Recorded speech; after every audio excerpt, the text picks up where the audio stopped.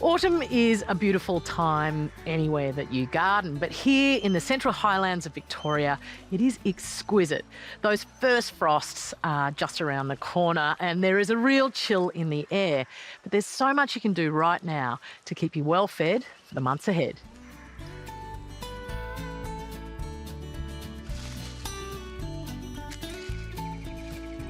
Of course, autumn is absolutely known as the harvest season in cooler climates, and I am harvesting, preserving and storing lots of things for the months ahead. Now, pumpkins are one of those fantastic crops, and I wait until this plant completely dies off, which has still got a bit of life in it, before I bring them all in. But I've cut this one to show you a few tips for harvesting and storing pumpkins well. One is to cut it with a really long stem. You don't want to cut too close, you risk damaging, and that's where rot will enter. Also, have a really good look at each of your pumpkins. If there's any blemishes or points where they're starting to rot, straight into the kitchen. It won't store well. And the third thing is pop your pumpkins out in the sun, turn them and let the sun harden that skin up a bit. It'll mean that you can store them much longer and you'll be having pumpkin soup for months to come. While it's an important season to harvest food for myself, it's also a key time for harvesting and saving seed of varieties you want to grow again. This Thai basil has been an absolute standout this year, so I really want to save some seed. Different seeds do require different methods for saving, and some are more difficult than others, but this one is really easy. Now, there's some green foliage down the bottom, but I can hear that it is starting to get ready for seed saving.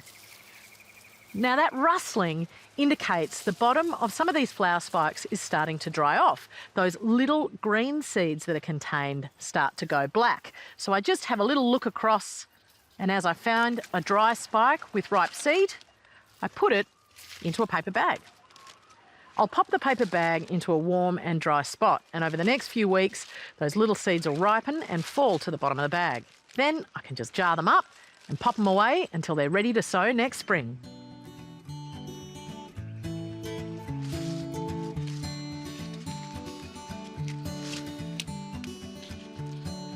Beans are another fantastic crop to save seed of because those flowers actually pollinate in most cases before they open, so they'll stay true to type. Now, this is one of my absolute favourites. It's a beautiful purple and white spotted seed, and it is a really delicious bean. So I'm making sure that when they're fully dry on that plant and on a dry day, I pick them, dry them, and then I can store them.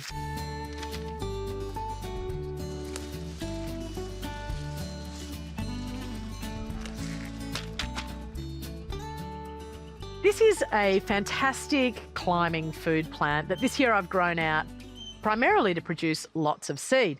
Now, it's got lots of great names across different cultures. Some people call it Caigua, others call it a chocha, others call it a slipper gourd, which gives you an indication of the size and shape of the fruit. When it gets to this size, some people also know it as the Bolivian stuffing cucumber because that's what you do with it. You take the end off, hollow it out, stuff it with something delicious, cook it up, and it is a great meal. But you can eat them at any size, either sliced up raw or even stir-fried. Now, to harvest the seed, it is really, really simple. Full of moisture.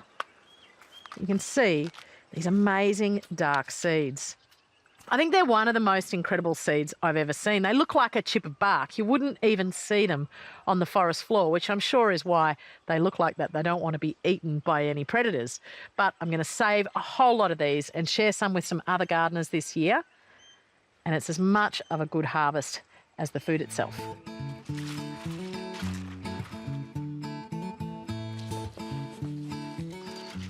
Of course, you save seed so that you can sow them. So I've got a really basic mix here. It's just sieve potting mix and sieve leaf mould. And I want to sow something really, really special. Now, one of my best winter greens is this. It's called mush or corn salad, and it is incredibly cold tolerant. Right through those cooler months, even the hard frost, it produces the most luscious, nutty and buttery salad green. Now, normally it just self-seeds lightly in the garden, and I might oversow with a little bit of extra seed. But last year I had a really special mush pop up. It was variegated. It had distinctly variegated white and green foliage, and so I saved the seed of that specific plant. And instead of sowing it right out in the garden where it might get lost, I'm going to put it into these pots so I can keep an eye on it and see if I get another crop of variegated mush.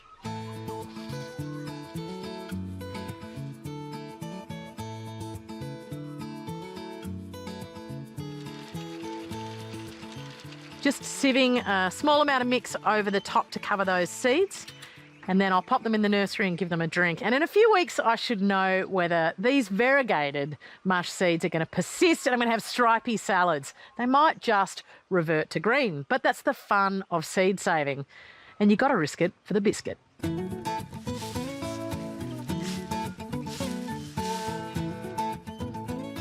The next crop I want to get in are the broad beans, and I sow them nice and early because we eat the leaves and the shoot tips right through winter before they even start to think about making seeds and pods. I've soaked some broad bean seeds in water overnight, including this Coles Dwarf variety. They are large seeds, so you want to make sure you plant them a couple of knuckles deep. As they mature, they'll want about 30 centimetres between each plant. But as a legume, they're great for soil fertility. So I oversow and thin them out later. Of course, as broad beans grow up, they are really spindly and they do need some support. So I've left the tomato stakes in. I'm going to use them with some string to create like a little grid network that they can grow through. It'll stop them from blowing over in those big spring winds, and hopefully it'll keep them well and truly in check.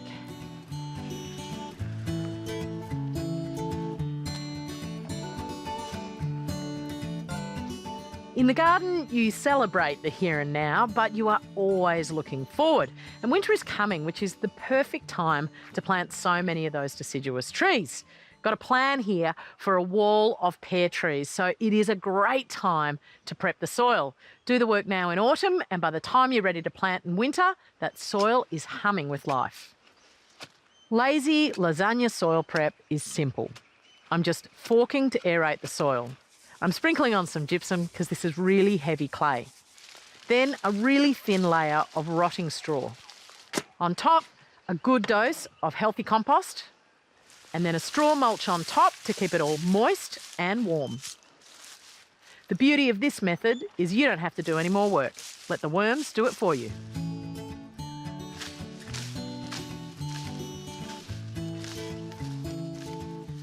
Of course, of all the abundance, the jobs to do, the food to harvest, there is also an abundance of this stuff in autumn. It's leaves. It makes the best composted leaf mould. You'll use it for the rest of the year.